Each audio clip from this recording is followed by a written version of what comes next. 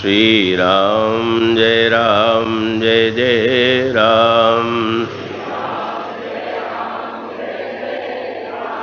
श्री राम जय जय राम। श्री राम जय जय राम। श्री राम जय जय राम। श्री राम जय जय राम। श्री राम जय जय राम। बोलिए सियावर रामचंद्र महाराज की जय। ओम मंगलमूर्तये नमः। गणाधिपतये नमः। वर्णानामर्थसंज्ञानां रसानां छन्दसामपि मंगलानां च कर्तारो वन्दे वाणी विनायकौ। शान्तं शाश्वतमप्रमेयमनघं निर्वाणशान्तिप्रदं ब्रह्माशम्भुफणीन्द्रसेव्यमनिशं वेदान्तवेद्यं विभुं रामख्यं जगदीश्वरं सुरगुरुं मायामनुष्यं हरिं वन्देऽहं करुणाकरं रघुवरं भूपालचूडामणिं। रक्ताम्भोजदलाभिरामनयनं पीताम्बरालङ्कृतं श्यामङ्गं द्विभुजं प्रसन्नवदनं श्रीसीतया शोभितं।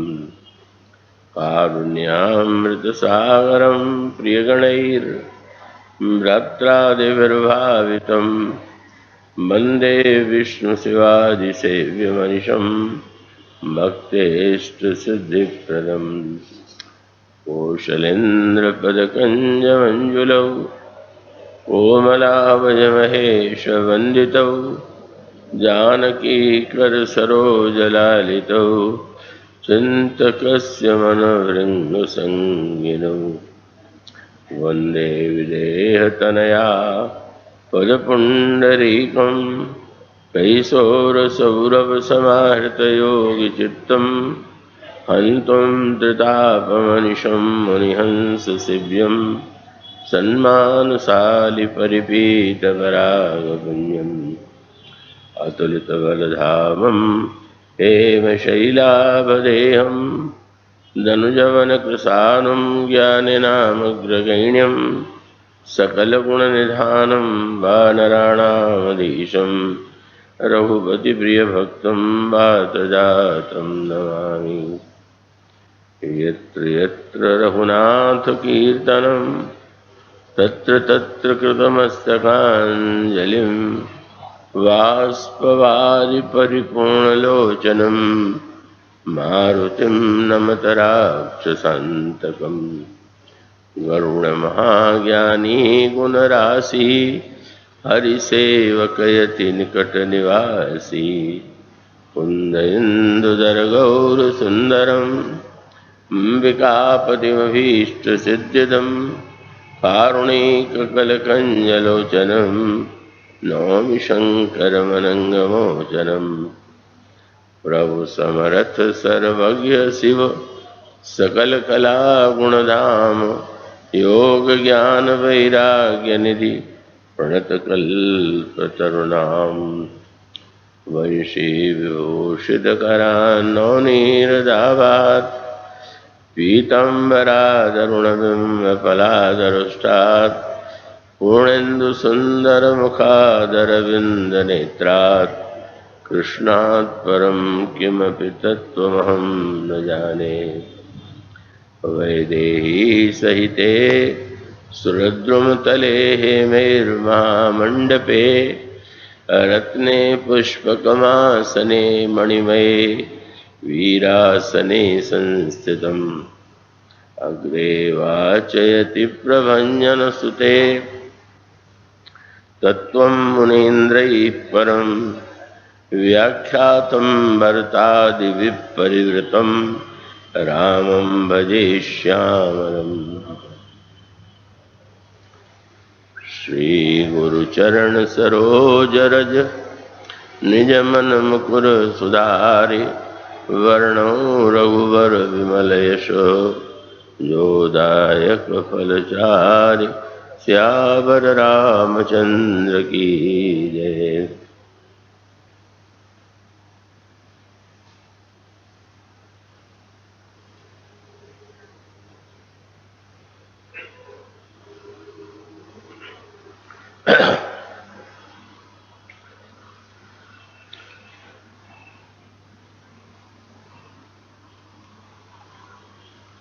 अवधपति सकल सुत बधुन समेत निहारि जनु पाए महिपाल मणि क्रियन सहित फलचारि।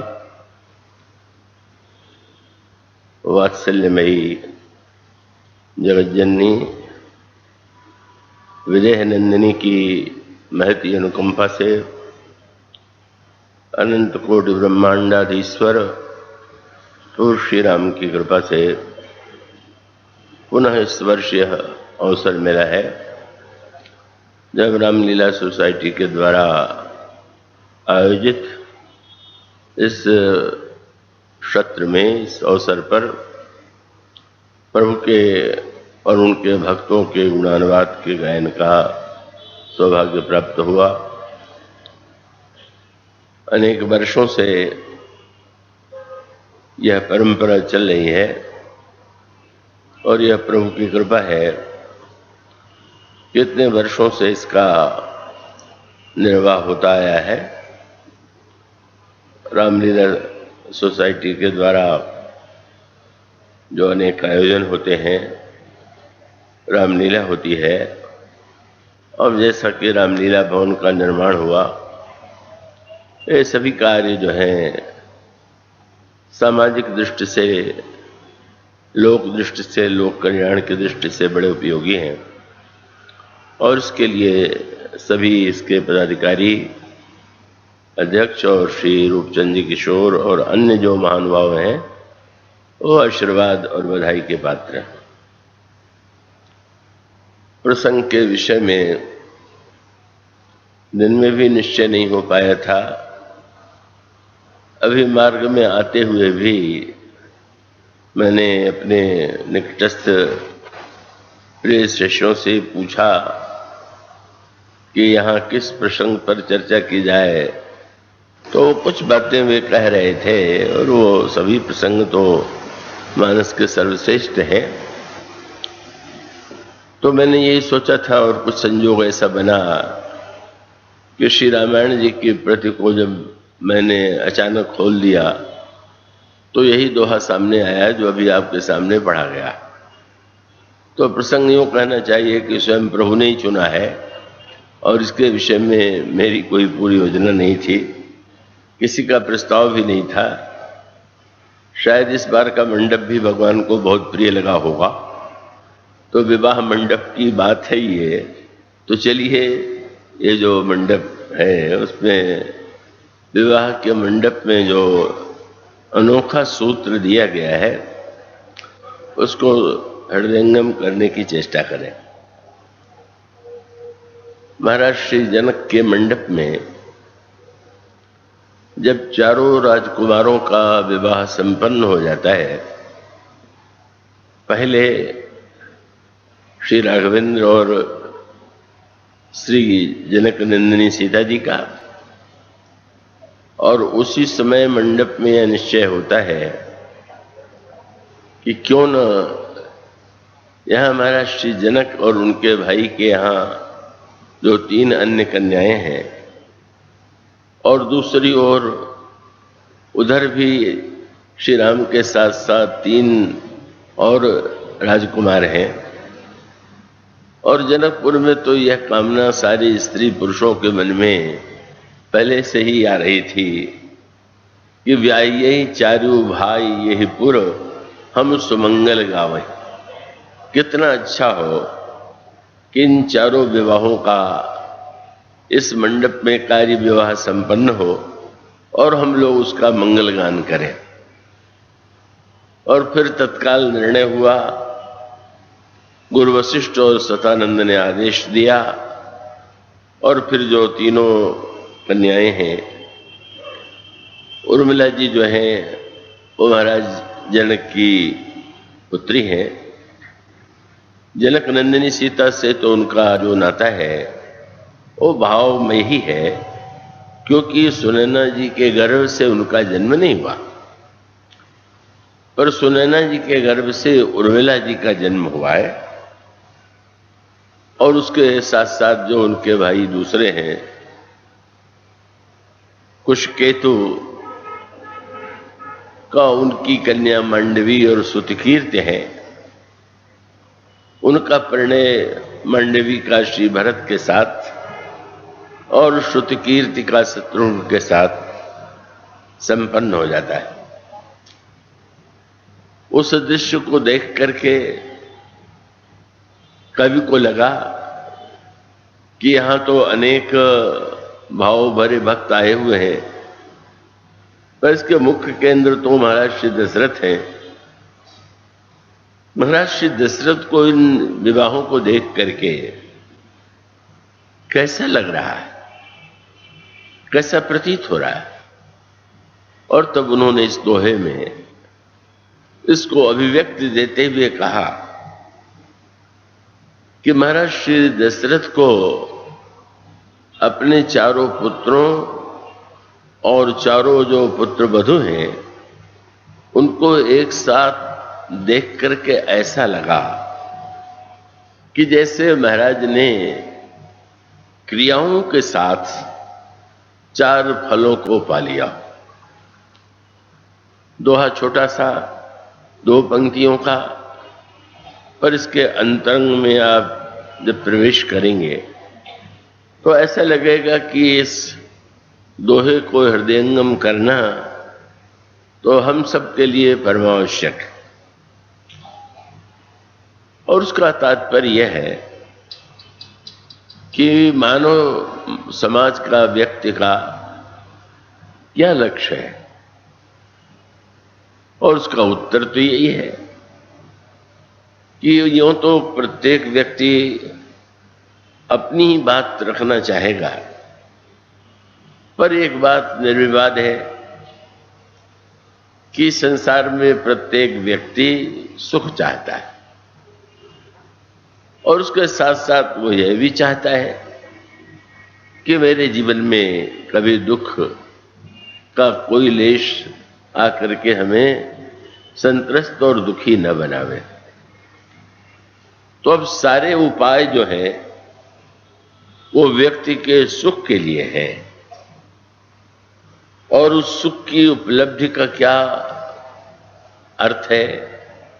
और फिर वही बात आती है कि आप ये देखेंगे कि सुख का अर्थ भी हमारे आप सबके जीवन में बदलता रहता है। एक वस्तु को हम जब पाना चाहते हैं तो पाने के पीछे हमारी यही तो धारणा होती है कि इस वस्तु को के मिल जाने पर, इस वस्तु को पा लेने पर हमारे जीवन में सुख की उपलब्धि होगी, और उसके लिए वो प्रयत्न करता है, पुरुषार्थ करता है। और पुरुषार्थ करने के बाद बहुधा ऐसा विचित्र ये जीवन का एक, उसकी कहना चाहिए कि विडंबना है कि जिस वस्तु को पाने के बाद वो सुख की कल्पना करता था, यदि वह वस्तु नहीं मिलती है तब तो उसे दुख होता ही है। लेकिन अगर वह वस्तु मिल भी जाती है तो उसको लगता है कि अरे, जो मैं समझ रहा था कि अब ये हमारी इच्छा पूरी हो जाए, हमारी कामना पूरी हो जाए तो हम निश्चिंत हो जाएंगे, वैसा कुछ नहीं होता। बल्कि उसकी चिंता और बढ़ जाती है, उससे निराशा का सामना करना पड़ता है। तो इसका तात्पर्य यही है कि हम सब सुख के लिए प्रयत्नशील हैं और एक सुख, दूसरा सुख, तीसरा सुख, इनको पाने का हम प्रयत्न करते हैं। और उस प्रयत्न में अनेक संकेत यही आते हैं। श्री रामचरितमानस में भी इसी प्रकार के दृश्यों का संकेत किया गया है। तो ऐसी स्थिति में व्यक्ति किससे सुख माने और वो किस सुख के लिए प्रयत्नशील हो। अब यह कहना तो अत्यंत सरल है कि केवल भगवान के चरणों में ही सुख है। वक्ता मंच से कह सकता है, बड़ी सुंदर कविताएं सुनाई जा सकती हैं, पद सुनाए जा सकते हैं और वो पद बड़े मीठे लगते हैं, किंतु उन पदों को पढ़ करके हम क्षणिक आनंद ले लेते हैं, लेकिन जब जीवन की ओर दृष्टि डालते हैं तो स्पष्ट लगता है कि ये जो बात कही गई वो हमारे हृदय में, और ये हमको उसकी अनुभूति नहीं हो रही। और तब स्वाभाविक रूप से जो हमारे ऋषि मुनि हैं, और इस दोहे में भी इसी की ओर संकेत किया गया कि वस्तुतः सर्वोच्च सुख क्या है, यह आगे के लिए छोड़ करके हम क्रमशः, जैसे एक विद्यार्थी जब किसी विद्यालय में, पाठशाला में पढ़ने जाता है तो वो पहली कक्षा की का जो उसको पाठ पढ़ाया जाता है उसको ही याद करता है। बाद में बड़े होकर के भले ही उसको लगने लगे कि क्या हंसी की बात है। एक छोटे बच्चे को कह दिया गया कमाने कबूतर खमाने खरगोश, और वो याद कर लेता है, पास हो जाता है। अब वो जब अंतिम कक्षा में पहुंच जाता है तो उसको समझ में आता है कि ये तो बेतुकी सी बात है, कमाने कबूतर क्या होता है। इतनी समानता है कि कबूतर में भी पहला अक्षर क है और कबूतर, मानो तब व्यक्ति को जिस बात पर हंसी आती है, प्रारंभ में अगर वह बालक उसे सत्य न माने और सत्य मान करके उसे याद न करे तो क्रमशः वो परीक्षा पास करके आगे नहीं बढ़ सकता। तो ठीक इसी प्रकार से हमारे ऋषि मुनियों ने विचार किया, और सबसे बड़ी बात यह है, हमारे सारे धर्म ग्रंथों में, पुराणों में, शास्त्रों में, और श्री रामचरितमानस जो है वो तो समस्त शास्त्रों का रस है। छवौ शास्त्र सब ग्रंथन को रस। तो गोस्वामी जी के इस ग्रंथ में जो उपदेश दिए गए हैं वो एकांगी नहीं, किसी एक ही बात को ही बार बार दोहराया नहीं गया है, अपितु जीवन का जो समग्र रूप है, और जिसको हमें सबको उस समग्र रूप को जब हम स्वीकार करके चलते हैं तो हमारे जीवन में सही सही स्थिति उत्पन्न होती है। और केवल कोई भावुकता की बात सुन करके अगर उन सत्यों को हम नगण्य बना दें, तुच्छ सिद्ध कर दें, तो परिणाम ये होता है कि सचमुच वो व्यक्ति जो है अपने आप में ही उलझ जाता है। और इसीलिए आप सर्वत्र एक संकेत पाएंगे, चाहे महाभारत के युद्ध में अर्जुन हो और चाहे रामायण श्री रामचरितमानस में भगवान के सखा सुग्रीव हों, भगवान राम के प्रिय मित्र हैं सुग्रीव, और भगवान कृष्ण के प्रिय मित्र हैं अर्जुन। आप दोनों ही प्रसंगों में यह बात पाएंगे कि दोनों के जीवन में ऐसी स्थिति आती है जब उन्हें ऐसा लगता है कि यही तो सबसे ऊंची वस्तु है। आप पढ़ते हैं श्री रामचरितमानस में, भगवान श्री राघवेंद्र और सुग्रीव से जब मिलन होता है तो प्रभु ने पूछा सुग्रीव से, कारण कौन बसहु बन मोहि कहो सुग्रीव, वन में तुम क्यों निवास करते हो, इसका कारण तुम मुझे बताओ। पढ़ के थोड़ा आश्चर्य होता है। भगवान के लिए कहा जाता है कि भगवान सर्वज्ञ है, और भगवान सर्वज्ञ है तो क्या उन्हें यह पता नहीं है कि सुग्रीव वन में क्यों निवास करते हैं? अगर नहीं पता है तो सर्वज्ञ नहीं। पर यह जो भगवान का सुग्रीव से प्रश्न है, और यही नहीं, सर्वत्र आपको यह दृष्टिगोचर होगा कि भगवान सर्वज्ञ भले ही हो, पर सर्वज्ञता का वो प्रयोग नहीं करते। और सर्वत्र आपको श्री राम के द्वारा किए गए प्रश्नों का वर्णन मिलेगा। अगर वो मिथिला जा रहे हैं और मिथिला के मार्ग में एक आश्रम है जो सुना है, जहां पशु पक्षी नहीं है, मनुष्य नहीं है, बिल्कुल जन शून्य वो स्थान है, और जन शून्य स्थान में एक ऐसी शिला है कि जिसकी आकृति नारी की है, स्त्री की है। अब आप मानस में पढ़ते हैं, पूछा मुनि शिला प्रभु देखी, सकल कथा मुनि कही विसेखी। प्रभु ने महर्षि विश्वामित्र से पूछा, गुरुदेव ये आश्रम ऐसे सुना कैसे है? इसमें मनुष्य नहीं, पशु पक्षी नहीं, पर ये बीच में जो शिला है वो तो नारी की तरह प्रतीत हो रही है, यह कौन है? महर्षि विश्वामित्र भगवान श्री राम से जब आग्रह करते हैं, अनुरोध करते हैं, तब भगवान श्री राम उनके आज्ञा का पालन करते हुए अहिल्या का उद्धार करते हैं। और उसका तात्पर्य है, उसको हम और आप अपने जीवन के सत्य के रूप में भी देखें कि हम सबके हृदय में भी तो प्रभु विराजमान है। और उन भगवान के लिए कहा जाता है कि वे सर्वज्ञ भी हैं और सर्वशक्तिमान भी हैं, सब कुछ जानते भी हैं और सब कुछ शक्ति उनमें विद्यमान है। लेकिन आप यही तो पाते हैं कि भगवान जानते हैं, पर कभी उनका व्यवहार तो जानने वाले जैसा नहीं होता। इसलिए कई ऐसे प्रसंग आते हैं कि जब भगवान किसी से पूछ देते हैं तो वो कहे बिना नहीं रह पाता।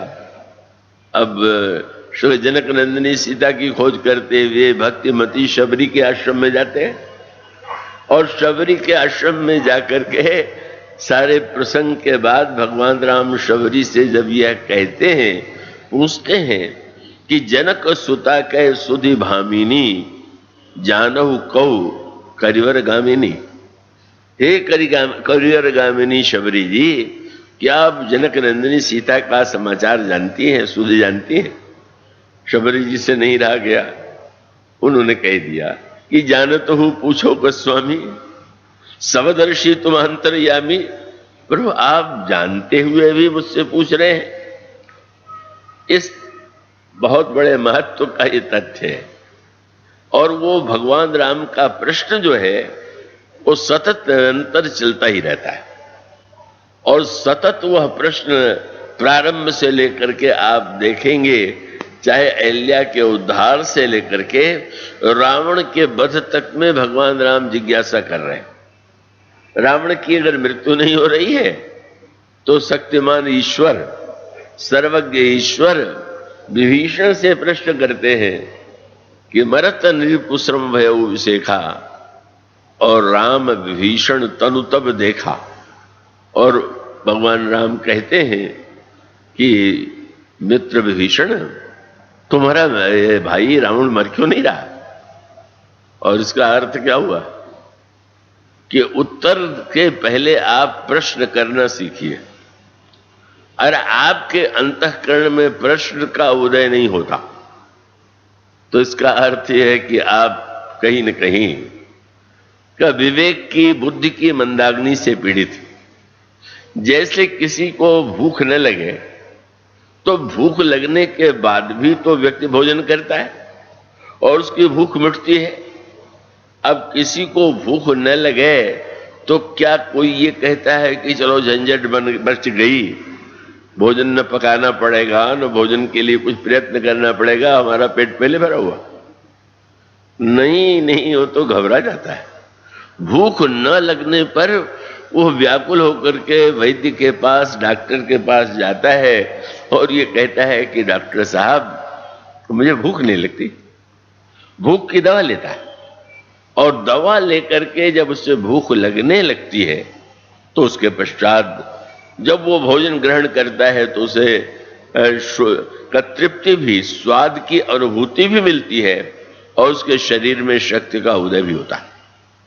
मानो इसका अभिप्राय यह है कि प्रभु जब मनुष्य के रूप में अवतार लेते हैं तो मनुष्य को मानो यह सिखाना चाहते हैं कि तुम्हें शरीर की भूख तो बहुत लगती है, पर तुम्हें कभी बुद्धि की भूख भी लगती है क्या?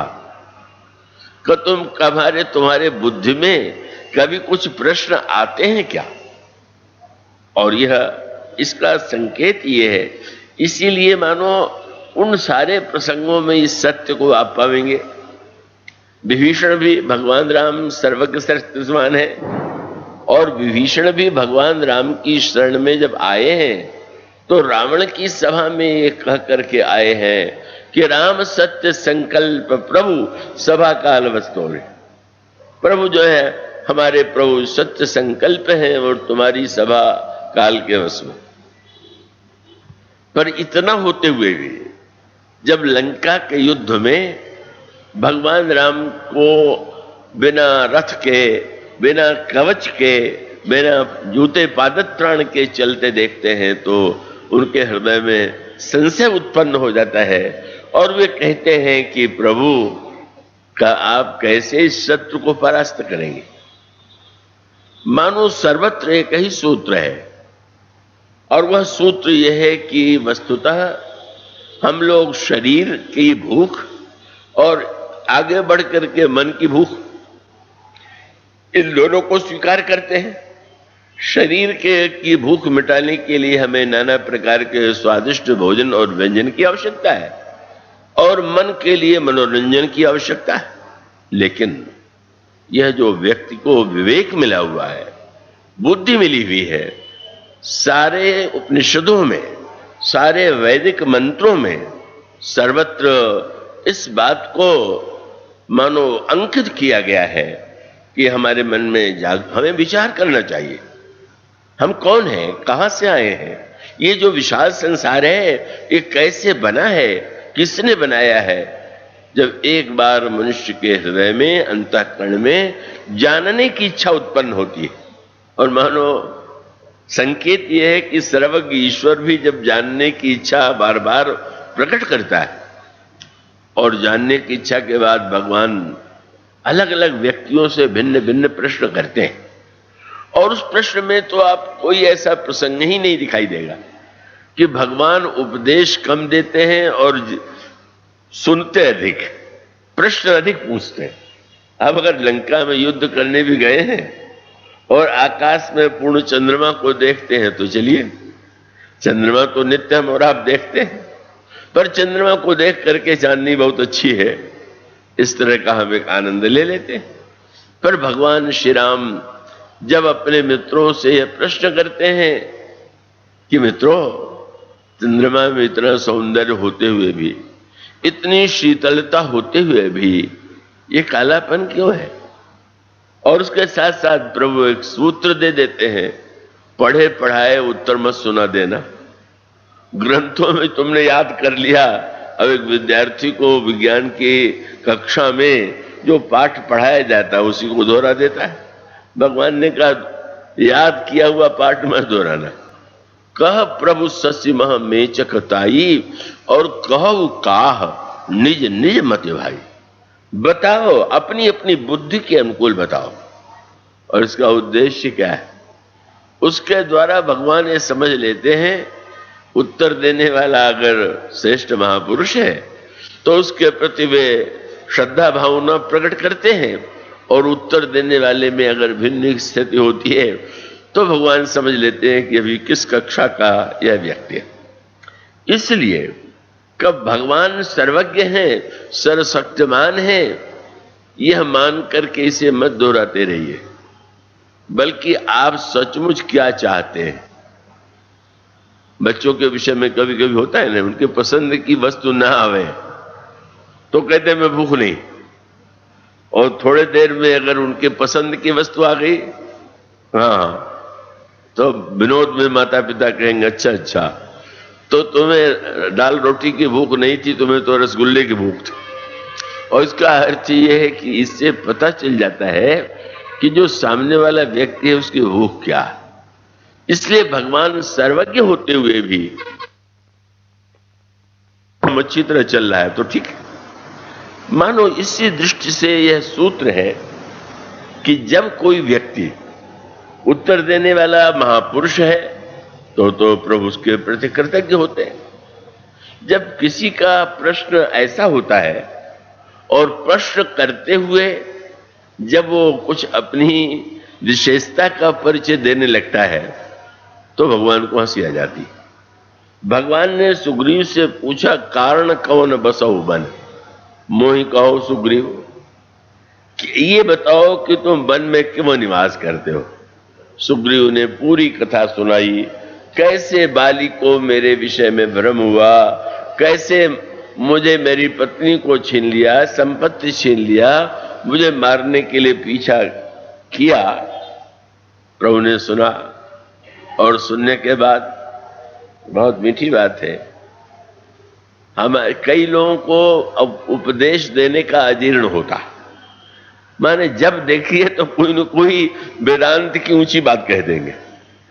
ये जो उपदेश और दूसरों को समझाने का अजीर्ण है, तो जैसे कई लोगों के इस देश में विषय में प्रसिद्ध है कि जितने लोग मिलते हैं उनको कोई न कोई दवा बताने का भी एक रोग होता है। किसी को अगर पूछ लें कि तुम्हें क्या है और वो रोगी बता दे तो बोले एक दवा है इसकी, और बेचारा अगर सब बताने वालों की दवा सेवन करने लगे तो संकट में पड़ेगा। तो उसी प्रकार से ये जो उपदेश का अजीर्ण है, आप हर व्यक्ति को ये समझते हैं कि हम इसको बड़ी ऊंची बात सुना रहे हैं, यह तो शास्त्रों में लिखा हुआ है। देखिए ना, हमारे प्रभु राम सुग्रीव को उपदेश नहीं देते हैं, ये नहीं कहते हैं, बल्कि क्या हुआ, सुग्रीव का दुख सुनकर के भगवान राम की आंखों में आंसू आ गया। सुन सेवक दुख दीन दयाला, और फरक उठी दो भुजा विशाला। भगवान की भुजाएं फड़कने लगी और आपने घोषणा किया, सुन सुग्रीव मैं मारी हूं, बाली एक ही बान, ब्रह्म रुद्र शरणागतहु, गए न उबरी प्राण। तुम मत डरो, उस बालिका वध में एक बाण से कर दूंगा। आपसे बालक मांगने लगे खिलौना, और आप उसको उपदेश देने लगे कि खिलौना तो नासमान वस्तु है, यह तो व्यर्थ की वस्तु है, इसके फेर में क्यों पड़े हुए हो। आप बुद्धिमान पिता नहीं है, आप उपदेशक होंगे, आपको अजीर्ण हो गया होगा, और वो उपदेश आपकी डकार है। जब भोजन न पके पचे तो डकार बहुत आती। तो जिन लोगों के मुंह से बहुत उपदेश मिलता है वो समझ में आता है कि उपदेश पचा नहीं है, तो बेचारे उपदेश देके डकार अपनी निकालते रहते हैं। भगवान राम ने कही कहा, अच्छा तुम दुखी हो, बाली ने ऐसा अत्याचार किया है, मैं बाली का वध करूं। उसके बाद अब सुग्रीव को यह संदेह हो गया भगवान की सर्वशक्तिमत्ता में। कहने लगे कि महाराज, आप कह तो रहे हैं कि एक ही बाण से मारूंगा, पर बाली महाबल अति रणधीरा। बाली तो बहुत बलवान है, प्रभु कितने उदार हैं। अच्छा भाई, तो कोई उपाय परीक्षा लेने का तुम्हारे पास हो तो ले लो। परीक्षा देने को भी तैयार हो गए। तो दुंदुभी राक्षस की हड्डियां पड़ी थी और ताल के 7 वृक्ष थे। बाली सुग्रीव ने कहा, महाराज ये दुंदुभी राक्षस का जो विशाल हड्डियों का ढेर है, अगर आप इसको इतने योजन दूर फेंक सके और इन 7 ताल के वृक्षों को एक साथ भेद सके तो मुझे विश्वास हो जाएगा। भगवान राम ने कहा, अच्छी बात, जीव ने हड्डी भगवान से फेंकवाया, पर इतने उदार हैं कि दुंदुभि अस्थिताल दिखराए, बिनु प्रयास रघुनाथ ढाए। पर उसके बाद देखी अमित बल बाढ़ी प्रीति, बल देख करके प्रेम का उदय हुआ। और उसके बाद बाली बधब इन भय परती थी, ये बाली को अवश्य मारेंगे, ये भी हो गया। पर अब नया रोग आ गया, और वो नया रोग क्या? बढ़िया से बढ़िया बात भी जब ऐसे व्यक्ति के मुंह से निकले तो उसी प्रकार की है जैसी दशा सुग्रीव के। भगवान की आंखों में आंसू, भगवान प्रतिज्ञा कर रहे हैं बाली को मारने की, और अचानक सुग्रीव एक क्षण में ज्ञानी बन गए।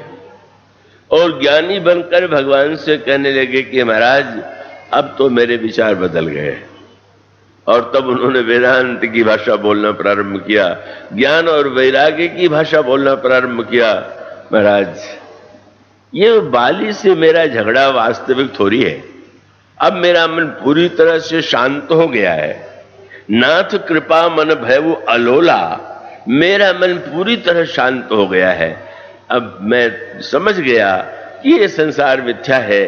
सपने में किसी से लड़ाई हो तो जगने के बाद क्या व्यक्ति जो है उससे बदला लेता है? तो मेरी बाली से लड़ाई तो सपने की लड़ाई है, और वो मैं अब समझ गया कि इस लड़ाई का कोई अर्थ नहीं है। और सच तो यह है कि महाराज मुझे तो लगता है कि बाली तो मेरा बड़ा हितैषी, क्योंकि उसी से झगड़ा होने से तो आप मुझसे मिले, तो मेरा मित्र है, धन्यवाद का पात्र है। और उससे भी आगे बढ़कर के कहने लगे कि अब ऐसी कृपा कर दीजिए कि सुख संपत्ति परिवार बढ़ाई, सब परिहरि करिहो सब काई। सुख संपत्ति परिवार बड़प्पन इन सब को छोड़ करके मैं आपका भजन करूंगा। क्यों? अब वो भी भगवान को बता रहे हैं, ये सब राम भक्ति के बाधक, ये सब भगवान की भक्ति के बाधक है। पर उन्होंने पूछा कहां से ये अनुभव हुआ? कहने लगे कहीं संत तो पौध अवराधक, जो आपके चरणों के भक्त संत हैं वो ऐसा कहते हैं। प्रभु पर क्या प्रभाव पड़ा? बस मूल इस सत्य को भूल करके आज के युग की एक बड़ी समस्या ये है कि हम उस स्थिति पर ध्यान नहीं देते जहां हमारी स्थिति होनी चाहिए। हमारा स्वभाव, हमारा संस्कार, हमारी संस्कार की क्षमता, अगर उसे समझ करके हम ये निर्णय कर लें कि हमारे पास जो है हम उसका सदुपयोग क्या करें, तो व्यक्ति जीवन को सही दिशा में ले जा रहा है। और केवल किसी ग्रंथ या सिद्धांत की ऊंची बात जैसे सुग्रीव ने दोहरा दिया, और जैसे अब बहुत से लोग दोहराई करते हैं, कब वो कोई स्थिति नहीं।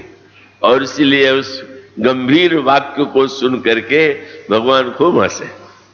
सुन विराग संयुत कवि बानी बोले विहसी, मुस्कुराए नहीं, मधुर मुस्कुराहट नहीं, मुस्कुराए नहीं, हंसे नहीं, बोले बेहस पड़े। वाह वाह वाह, खूब हंसे। हंसे किस लिए? अच्छा इतनी ऊंची स्थिति तुम्हारी हो गई, मानो भगवान की स्थिति नीची है, वे मारने के लिए कह रहे हैं। और इनकी स्थिति है कि वो भगवान को बता रहे हैं कि शत्रु मित्र मिथ्या है। यह जो विडंबना है सुग्रीव के जीवन में। और अर्जुन दूसरे ढंग से कहते हैं कि मैं इन अपने श्रेष्ठ जनों की रक्त की सनी हुई पृथ्वी का उपभोग करूं, इसके स्थान पर मैं भिक्षा मांग करके खा लूंगा। उन्होंने धर्म की दृष्टि से परम धर्म श्रुति विदित अहिंसा, अहिंसा की बात कही, और सुग्रीव ने ज्ञान वैराग्य और भक्ति की ऊंची बात कही। पर ये अर्जुन की जो भाषा थी, माने इसीलिए अहिंसा परमो धर्म, पर रामायण की चौपाई में एक वाक्य जोड़ा गया, और वाक्य क्या है? परम धर्म श्रुति विदित अहिंसा, वेद में प्रतिपादित अहिंसा। और इसका अर्थ है कि अहिंसा का अर्थ जो है क्रमशः बदलता जाता है। पहली कक्षा में अहिंसा का दूसरा अर्थ, दूसरे और अर्थ, तीसरे और अर्थ, और व्यक्ति तो धीरे धीरे क्रम से ही तो बढ़ेगा। अगर आप अहिंसा का यह अर्थ लें, जैसा लेना चाहिए कि भाई दूसरे को हम शरीर से मारेंगे नहीं, चलिए प्रारंभ में यह भी एक अच्छी बात हुई। फिर सोच लिया कि नहीं, हम हाथ से नहीं, डंडे और अस्त्र से नहीं, हम वाणी से भी किसी की हिंसा नहीं करेंगे, कष्ट नहीं देंगे, शरीर से भी नहीं देंगे, क्रिया से भी नहीं देंगे। तो ये और आप आगे बढ़े, और आगे बढ़ते बढ़ते कक्षा की अंतिम स्थिति तो ये है कि महर्षि पतंजलि ये कहते हैं, कैसे पता चले कि हमारे जीवन में अहिंसा आ गई। और तब उन्होंने कहा उसकी कसौटी है, आप क्रोध न करें, ये भी एक अहिंसा है। लेकिन आगे चल करके महर्षि पतंजलि ये कहते हैं कि अगर आपके सामने भी किसी को क्रोध आ गया तो भी आप पूरे अहिंसक नहीं। उसका अर्थ क्या हुआ? वो जो अहिंसा की जिसमें सामने वाले को भी क्रोध आवे तो भी वो अहिंसा पूरी नहीं है, इसको प्रारंभ से ही कोई मान करके चल ही नहीं सकता। उसको तो क्रम से ही अहिंसा की वृत्ति को धीरे धीरे धीरे धीरे उसमें बढ़ाना चाहिए, आगे बढ़ना चाहिए। और वो तो एक विरले कोई ऐसे व्यक्ति होते हैं कि जिनके जीवन में अहिंसा की वो स्थिति आ जाए। और वो अहिंसा की स्थिति के विषय में कई महात्माओं के विषय में पढ़ते हैं, जिनके सामने पहुंच करके डाकू अच्छा हो गया, या जो पशु हैं, सिंह है, वो भी शांत हो गए।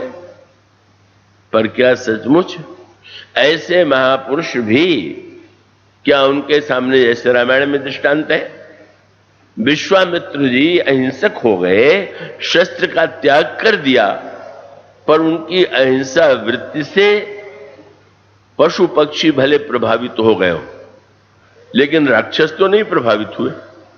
ये समझने की बहुत आवश्यक बात है।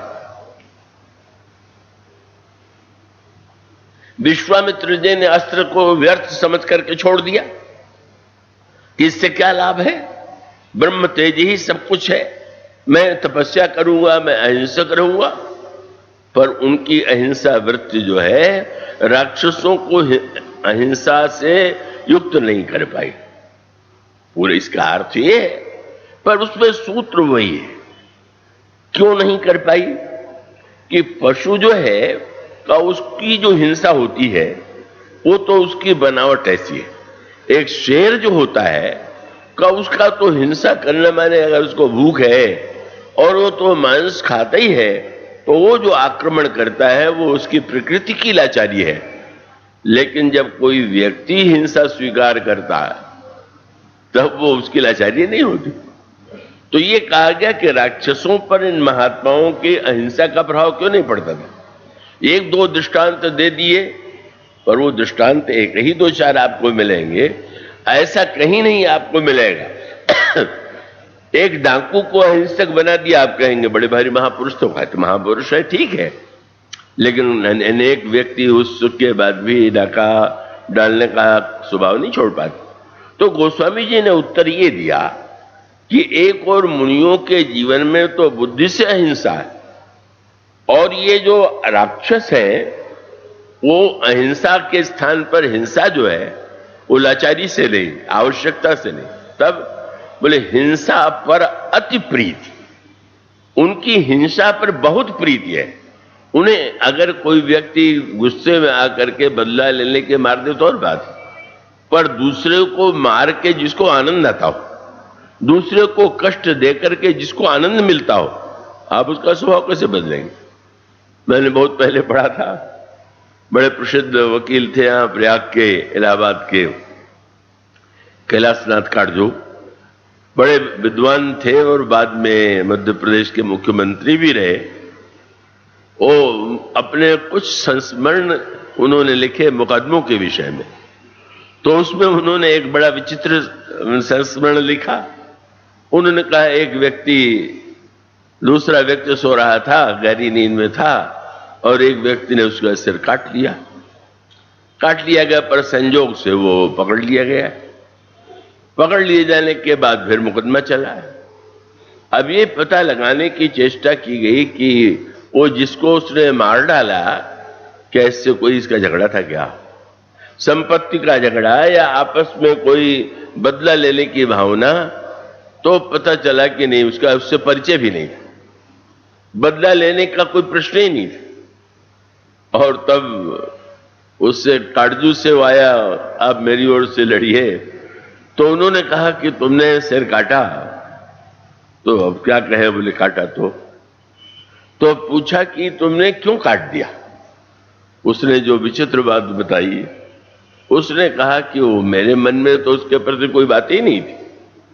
मेरे पास गणास था और उस जंग लग गई थी, तो उसको धार दिलाने के लिए मैं गया और बाजार में धार दिला के लौट रहा था और चमक रही थी वो।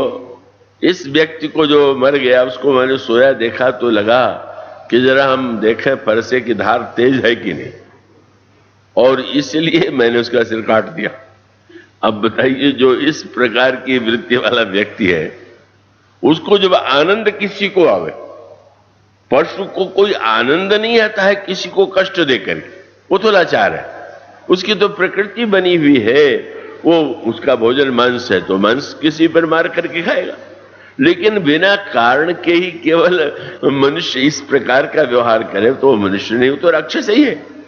तो गोस्वामी जी कहते हैं कि राक्षस जो होते थे वो तो हिंसा से प्रेम करते थे, दूसरे को सता करके आवश्यकता से नहीं सताते थे, उनको सता के अच्छा लगता था, कष्ट तड़फा करके अच्छा लगता था।